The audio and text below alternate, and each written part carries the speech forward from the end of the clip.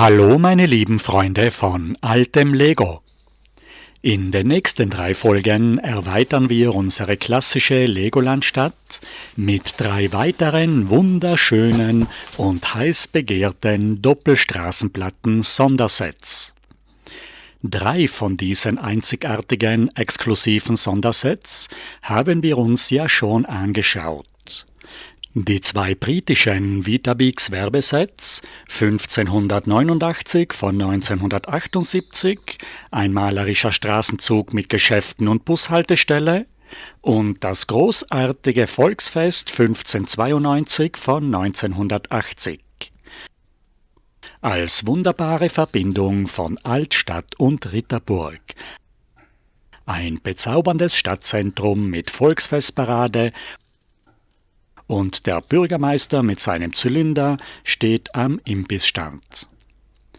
Nur in den USA gab es 1980 die wunderbare amerikanische Hauptstraße 6390. Das Legoland Hotel ist gleichzeitig eine Baustelle und daneben steht ein großes Autohaus mit einem gelben Cabrio im Schaufenster. Diese wunderbaren Doppelstraßenplattenpackungen gehören als malerische Straßenzüge in jede Legoland-Stadt. Sie gefallen mir ganz besonders gut, sie waren aber bei uns nie im Standardkatalog. Im September sind wir mit unserer Legoland-Stadt bis zum Jahr 1981 gekommen.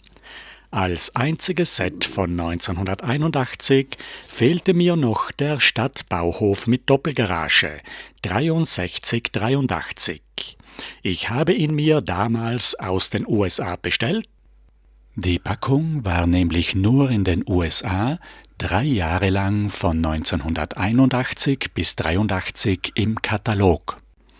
In Deutschland gab es den Stadtbauhof nur 1984-85 als Exklusivset bei den Handelsketten Quelle, Vedes und Spielzeugring zum Preis von 79 D-Mark. Und zwar in der amerikanischen Verpackung mit englischer Aufschrift. Deshalb ist das Set heute fast nur in den USA zu finden. Der Preis für ein vollständiges Set ist heuer auf 150 € gesunken.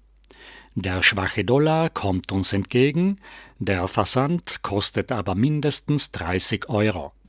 Er hat bei mir 44 Tage gedauert. Mit Zoll und Bearbeitungsgebühr kommt man dann doch wieder auf 220 €. Damit gehört es wieder zu den teuersten Sets, die ich mir jemals gekauft habe. Rebricken ist seit heuer theoretisch schon ab 100 € möglich, aber die besondere Grundplatte, die nur in 2 US-Exklusivsets vorkommt, wird zurzeit überhaupt nur in Amerika zum Verkauf angeboten. Das Paket war bei mir 1,5 Monate lang unterwegs und wurde die meiste Zeit in den Vereinigten Staaten bearbeitet. Die Verzollung funktioniert heute immer problemlos, aber mit dem Zoll und der Bearbeitungsgebühr kommen noch beträchtliche Kosten dazu, die beim Empfang des Paketes bezahlt werden müssen. Wir machen jetzt das Paket gemeinsam auf und sehen das gut verpackte Set. Die Steine sind in Beuteln nach Farbe sortiert.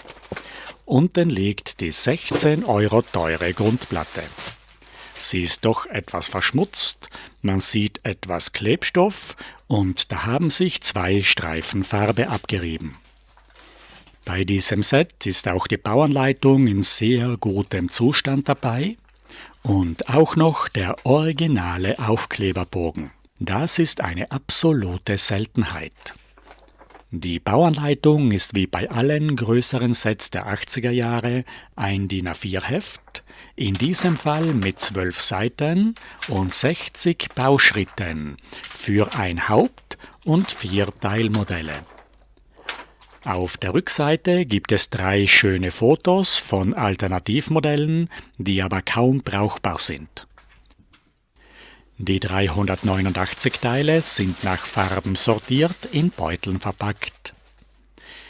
Hier haben wir die 4 gleichen blauen Bauarbeiter, Ein typisches Bauelement für dieses Set sind die roten Rolltore. Wir brauchen ganze 16 rote Lamellen und 2 Handgriffe. Sie kamen zwar in mehreren Sets vor, wie bei der modularen Feuerwache von 2009, sie waren aber früher sehr teuer und wurden um die 10 Euro das Stück gehandelt. Sie haben einen wesentlichen Teil vom Wert des Sets ausgemacht. Im Juni 2025 sind diese roten Rolltorlamellen beim Cityturm neu herausgekommen und der Ersatzteilpreis ist auf 32 Cent gesunken, wenn sie verfügbar sind. Nicht besonders häufig sind auch die gelben Führungssteine für die Rolltore. Von den kleinen 1x2 Steinen brauchen wir 24 Stück und die 4 langen 1x14 Träger sind überhaupt nur in diesem Set allein vorgekommen. Sie kosten ungefähr 4 Euro das Stück und sind wieder nur in den USA zu bekommen. Beim Greifer von 1974 fehlt meist die Feder. So ein Teil ist kaum unter 1,50 Euro zu haben.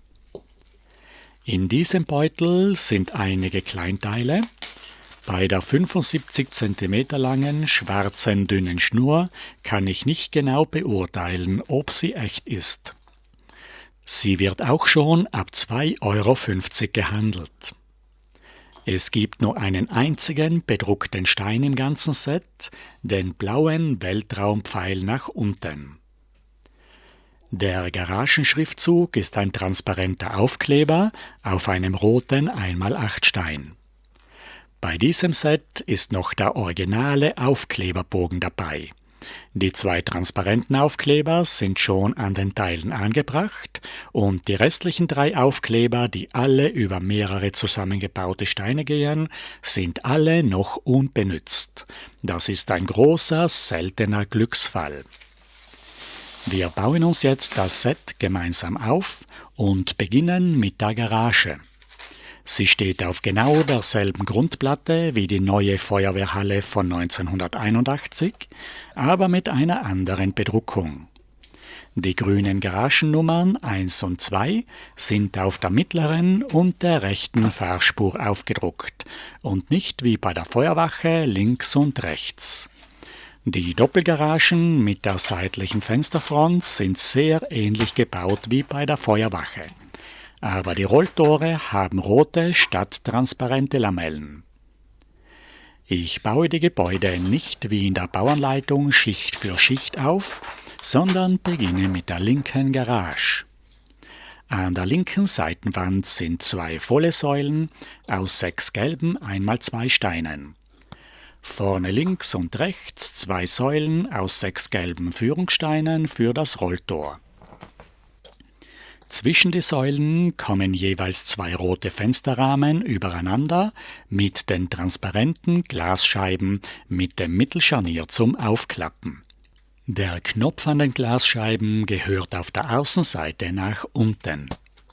Die hintere Mittelsäule besteht aus 6 2x2 Grundsteinen. Nachdem wir vorne die zweite rechte Säule aus den Führungssteinen gebaut haben, können wir das Rolltor einhängen. Unten kommt eine rote Lamelle mit dem Handgriff nach außen und darüber 8 Lamellen ohne Handgriff mit der flachen Seite nach innen und der strukturierten Seite nach außen. Oben kommt links und rechts die 1x14 Führungsschiene für das Rolltor und die Garagenbox wird oben mit 3 2x10 Platten verbunden. Links bleiben 2 Noppen für den Anbau des Schottersilos frei. Ganz genau gleich bauen wir auch die zweite rechte Garagenbox auf der Einfahrt Nummer 2. Die 2 mittleren Führungssäulen stehen sich genau Rücken an Rücken gegenüber. Den mittleren oberen Führungsträger hängen wir in der Mitte mit 2 2x4 Platten zusammen. Die einzelnen Garagen sind fast genau identisch aufgebaut wie bei der Feuerwache. Auf der Seite der dritten Einfahrt ganz links bauen wir die Stütze für das Schotterverladesilo. Das Silo hat einen Auslauf aus 2 Dachsteinen, wird auf der Seite von 4 schmalen Platten gehalten. Vorne bauen wir aus 2 kleinen Dachsteinen die Auflage für die Kranschiene. Und hinten kommt ein schwarzer Schuber aus einer 4x6 Platte, die mit Fliesen belegt ist. Der Handgriff ist ein schwarzer 1x4 Stein, mit dem man den Schuber herausziehen kann. Die Seitenwände vom Silo sind 3 Steine hoch und oben bekommt das Silo an der Seite eine Abdeckung aus Dachsteinen. Auf die Siloöffnung kommt ein gelber Einfülltrichter aus 2 Ausläufen von Kipploren und an den Seiten 2 4x6 Platten. Mit diesem gelben Einfülltrichter kann man das Kies in das Verladesilo einfüllen. Mit den 4 schmalen Platten links und rechts hängen wir das Silo auf die blaue Stütze und rechts auf die Seitenwand der Garage. Damit haben wir das Schotterverladesilo fertig. Unten ist die Einfahrt für den Lastwagen, oben sehen wir den Halter für die Kranschiene und hinten der schwarze Schuber, mit dem man den Schotter in den Lastwagen laufen lassen kann. An der Oberseite gibt es den Einfülltrichter, mit dem man das Silo befüllen kann. Vorne auf den Halter der Kranschiene kommt der gelbe Aufkleber mit dem schwarzen Pfeil nach unten. Zum Glück war der Originalaufkleber noch unbenutzt beim Set dabei, denn der Aufkleber geht gleichzeitig über 3 Steine und ist deshalb bei zerlegten Sets oft sehr schlecht erhalten. Nachdem wir das Verladesilo an die Garage angebaut haben, können wir sie mit 8 schwarzen Platten eindecken, die versetzt eingeordnet sind. Es sind 4 6x8 und 2 4x8 Platten. Links und rechts kommt auf das Dach ein gelber 1x1 Stein und ein schwarzer 1x1 Rundstein. Darauf ein schwarzer Erling Scheinwerferstein mit einem transparent gelben 1x1 Rundstein als Flutlichtscheinwerfer. In die Mitte stecken wir den roten 1x8 Stein mit dem transparenten Garagenaufkleber. Dahinter stellen wir noch eine graue Funkantenne auf. Damit haben wir die Doppelgarage mit den 2 Rolltoren für die Baumaschinen fertig und wir können das kleine Bürogebäude am Rand der Straßenplatten aufbauen. Wir verbinden zuerst die 2 Grundplatten am Rand mit 2 kleinen 1x2 Platten. Im Büro steht ein roter Autosessel am Boden und ein roter Schreibtisch. Die Wände sind aus gelben Steinen. Das Gebäude ist 5 Noppen tief und 12 Noppen breit. Es hat genauso wie die Garage einen roten Fensterrahmen, aber die aufklappbare Glasscheibe ist an der Innenseite mit einem transparenten Sichtschutzaufkleber abgeklebt. Genauso wie wir es schon von der Erste-Hilfe-Station kennen. Vorne gibt es eine rote Eingangstür und daneben hängt in der linken Seitenwand auf einem schmalen umgekehrten Schrägstein eine transparent grüne Signalleuchte. Über die Tür setzen wir einen 1x8 Balken als Abschluss und eine schwarze 6x14 Platte als Flachdach. Über die Tür kommt der einzige bedruckte Stein aus diesem Baukasten, ein weißer Pfeil nach unten, wie er bei den Raumschiffen häufig verwendet wird. Auf die linke Seitenwand kommt ein roter Aufkleber mit einer Stechuhr. Dieser Aufkleber geht auch über mehrere Steine und deshalb ist es einmalig, dass wir den unbenutzten originalen Aufkleber vom Bogen verwenden können und auf den richtigen Platz kleben können. Jetzt ist das Bürogebäude noch immer nicht fertig. Auf das Dach kommen nämlich links und rechts noch 2 blaue Stützen für die Kranschiene, die 3 wie Steine und eine Platte hoch sind. Die 4. blaue Stütze kommt direkt auf den Boden der Grundplatte. Sie ist 9 Steine und 2 Platten hoch. Auf die 4 Stützen kommt die Kranschiene, die nicht wie bei den alten Kieswerken aus Eisenbahnschienen besteht, sondern wie bei den US-Sets üblich aus den dicken 2x14 Fliesen aus der Abdeckung des 12-Volt-Schienenkanals am Bahnübergang. Obwohl wir schon im Jahr 1981 sind, haben diese Spezialteile an der Unterseite links immer noch einen unkenntlich gemachten Patent-Bending-Schriftzug, wie er sonst eigentlich nur von 1974 bis 1979 vorkommt. Das sind wahrscheinlich selten genutzte Spritzformen, die noch lange auf dem alten Stand geblieben sind. Aus 3 dieser Fliesenplatten stellen wir eine Kranschiene zusammen, mit blauen Platten an der Unterseite und vorne und hinten einen 1x2 Stein als Stopper. Unter die mittlere Schiene kommt in die Mitte ein 2x4 Stein, der kaum hält, weil die Fliese in der Mitte keine Klemmröhren an der Unterseite hat. Bei der 44 Noppen langen Kranschiene befestigen wir das rechte Ende am Halter vorne am Schottersilo, den Mittelteil auf den 2 Stützen am Dach des Bürogebäudes und das linke Ende auf der einzelnen hohen Stütze. Diese 2 noppenbreiten Abdeckfliesen wurden in den USA auch beim Hauptstraßenset 6390 von 1980 als Kranschienen verwendet. Allerdings mit 2 parallelen Schienen und der Turmdrehkran wird auch auf der Unterseite an den Laufschienen festgehalten. Der Kranwagen vom Stadtbauhof hingegen hat nur eine Führung an den Seiten der Schiene aus 2 schwarzen 1x6 Steinen auf einer schwarzen 4x6 Platte. Darauf kommt in der Mitte ein großer 4x4 Drehteller. Der Ausleger ist auf einer langen 2x8 Scharnierplatte befestigt, die nicht mittig, sondern seitlich versetzt am Drehteller aufgebaut ist.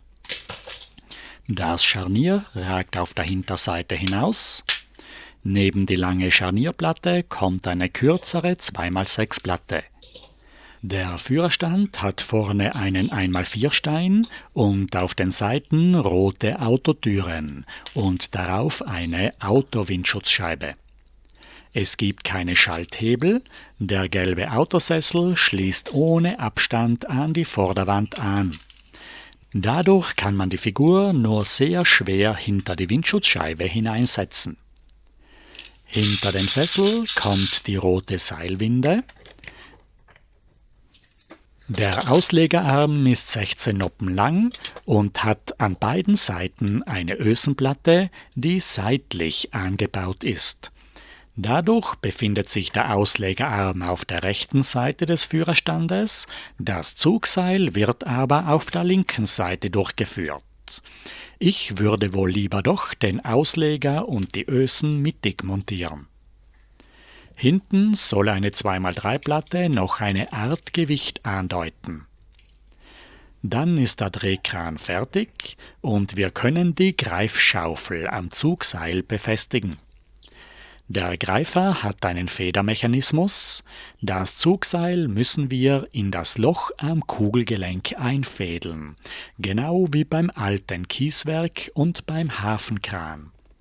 Bei anderen Modellen hingegen wird der Greifer mit dem Kugelgelenk direkt in einen besonderen Halter hineingesteckt. Der Kran funktioniert jetzt, aber es schaut wie gesagt sehr eigenartig aus, dass das Zugseil an der Seite des Auslegers entlang läuft. Als letztes Gebäudeteil fehlt nur noch das Kieslager, das an 3 Seiten mit 2 steinehohen roten Wänden eingefasst ist. In das Flachlager kommen 20 weiße 1x1 Steine als Schotter. Am Gelände stehen noch 3 schwarze Bügel als Werkzeugständer. Beim Set sind 2 Schaufel, ein Besen und eine Spitzhacke dabei. Hinten und vorne kommt noch ein grüner Tannenbaum als Dekoration. In die 2 Garagen stellen wir einen Muldenkipper und einen Radlader als Baufahrzeuge. Es gab zwar schon den wunderschönen Lastwagen 6648 von 1980, aber für den Stadtbauhof wurde ein neuer Knicklenker gemacht, ähnlich wie der spätere 6652, der aber erst 1983 herausgekommen ist, 2 Jahre nach dem Stadtbauhof. Das zweite Baufahrzeug ist ein Radlader, ähnlich wie der 6630, der im selben Jahr 1981 als Einzelset herausgekommen ist. Der Kompaktlader vom Stadtbauhof hat aber die Achsen viel näher zusammen und der Halter für den Frontlader ist nicht in der Mitte der Motorhaube, sondern ganz am vorderen Ende angebaut. Direkt auf den Scharnierstein kommt eine schwarze Leiter als Kühlergrill und statt einer Motorhaube gibt es nur einen Dachstein. Vor dem Dachstein steht die Lenkradsäule. Die Kotflügel sind ähnlich gebaut wie beim 6630, aber auf der Hinterseite gibt es keine Werkzeughalter. Wir kleben hier einen schwarz-gelb gestreiften Warnaufkleber hin, den wir noch am originalen Aufkleberbogen haben und der am Modell über ganze 5 Platten reicht, aus denen die Rückseite des Kompaktladers aufgebaut ist.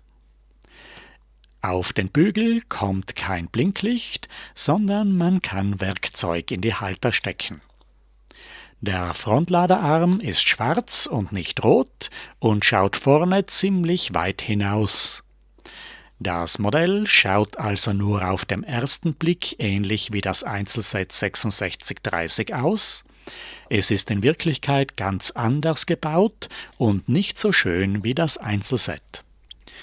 Mit dem weiteren Radstand, der schöneren Motorhaube, der kompakteren Frontladergabel und den Werkzeughaltern an der Rückseite ist das Einzelset viel besser als der Kompaktlader im Stadtbauhof.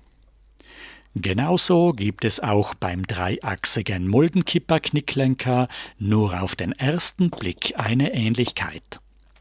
Motorhaube und Führerhaus sind viel kürzer gebaut und viel einfacher als beim späteren Einzelset 6652. Die Motorhaube hat vorne eine breitere Stoßstange, sie ist nur eine Noppe kurz, hinter dem Kühlergrill sind keine schwarzen Streifen-Ausplatten eingebaut, links und rechts vom Führerstand fehlen die Schrägsteine als Kotflügel und hinter dem Fahrersitz gibt es nur einen schwarzen Bügel statt dem Motorblock mit dem Kamin. Der Kippanhänger ist auch eine Noppe kürzer gebaut. Das ganze Modell ist viel einfacher und kleiner und ganz anders gebaut als das Einzelset 6652. Der dreiachsige Muldenkipper vom Stadtbauhof schaut eher aus wie ein kleiner Dumper. Das Einzelset 6652 hingegen schaut wirklich aus wie ein schwerer, knickgelenkter Muldenkipper. Wir können jetzt die beiden Baufahrzeuge in die Garage hineinparken und die beiden Rolltore schließen.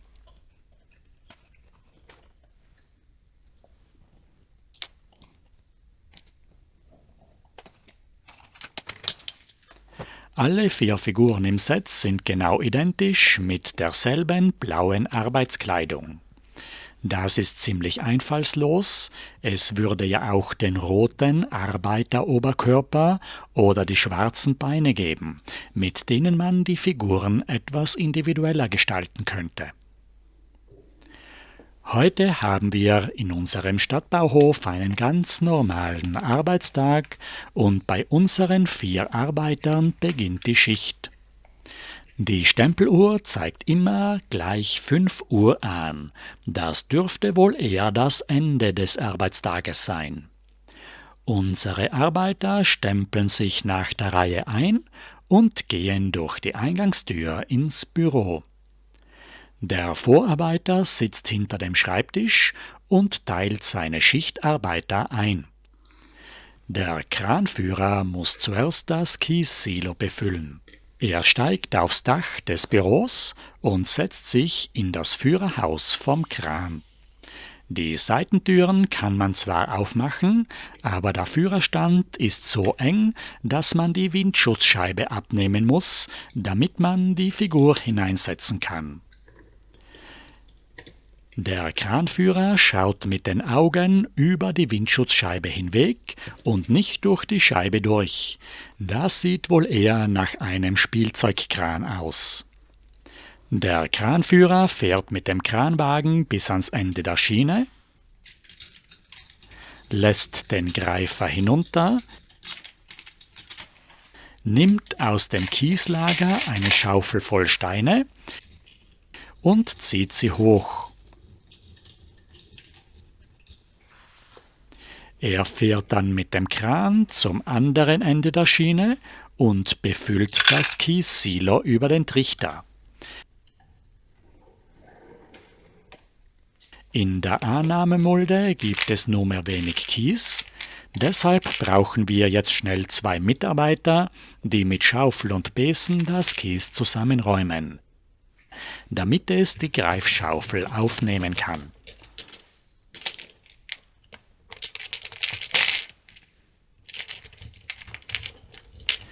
Jetzt, wo das Kiessilo befüllt ist, kann der Lastwagenfahrer den Muldenkipper aus der Garage Nummer 2 herausholen. Er öffnet das große Rolltor, steigt in den Lastwagen ein und fährt mit dem dreiachsigen Knicklenker rückwärts unter das Verladesilo. Wir öffnen auf der Hinterseite den schwarzen Schuber und lassen den Schotter in die Kippmulde laufen. Wir können die Ladung entweder auf die Baustelle bringen oder einfach wieder in unser Kieslager einfüllen.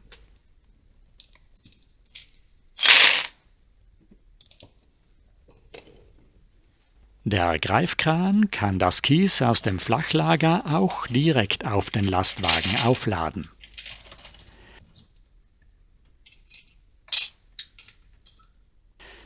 Jetzt holen wir den kleinen Kompaktlader aus der Garage Nummer 1. Mit dem Bagger kann man das Kies im Flachlager viel schneller zusammenräumen als von Hand mit der Schaufel. Mit dem Radlader können wir auch den Muldenkipper beladen. Es gibt also reichlich Arbeit auf unserem Stadtbauhof. Das Kies kann man beliebig aufladen, abladen und umladen. Der Stadtbauhof ist im Prinzip das Nachfolgemodell des Kieswerks 360 von 1974. Es ist ein großartiger Stützpunkt für die verschiedenen Baufahrzeuge aus den Einzelpackungen im Sortiment. Aber leider war dieser Baukasten bei uns in Europa nie im Standardsortiment erhältlich.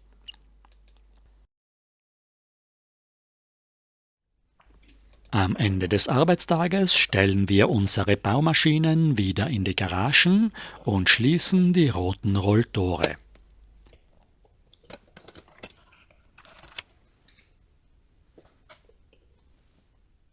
Der Stadtbauhof ist ein wunderschönes Spielset mit vielen Spielmöglichkeiten auf 2 Straßenplatten. Mit den 2 Garagen mit Rolltoren für die Baumaschinen, das Kiesverladesilo, den Schienendrehkran mit der Greifschaufel, das Verwaltungsgebäude, das Flachlager für das Kies und die Dekoration mit den Werkzeugständern und Tannenbäumen. Ein wirklich gelungenes, exklusives und gesuchtes Doppelstraßenplattenset, aber eher ein Spielset und keine richtige Häuserzeile für die Stadt, wie die anderen 3 Doppelstraßenplatten-Sondersets, die wir im Hintergrund stehen haben. Damit sind wir heute auch schon wieder am Ende des Videos angelangt. Am nächsten Freitag packen wir das zweite exklusive Doppelstraßenplatten-Sonderset aus, nämlich die alte niederländische Pannenhilfe 1590 von 1982. Bis dahin bedanke ich mich bei euch allen, dass ihr heute zugesehen habt und wünsche euch ein wunderschönes Wochenende. Auf Wiedersehen!